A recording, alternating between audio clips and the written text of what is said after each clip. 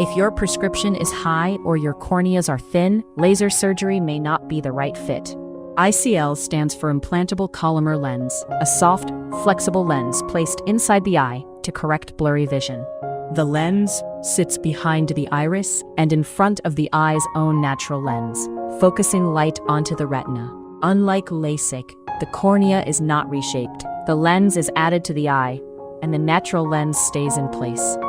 Doctors often consider ICL for high prescriptions up to around -18, thin corneas, or significant dry eye.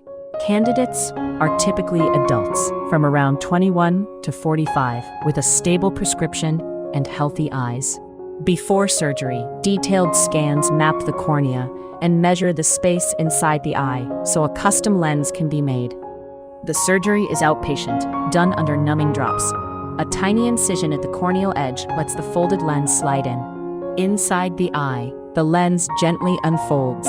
The surgeon positions it behind the iris and checks the alignment.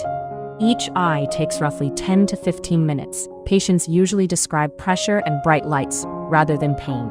Vision often clears within a day. Most people return to desk work in a few days and reach stable vision by about a month. Like any intraocular surgery, ICL carries some risk: infection, pressure changes, glare at night, or rare lens repositioning. The lens is designed to stay for life, but reading glasses may still be needed after the mid-40s as focus naturally changes. Did you know? You can get this treatment abroad at the same quality you'd get in the US or Europe for a fraction of the cost. Ginger Healthcare is one of the world's most trusted medical travel companies.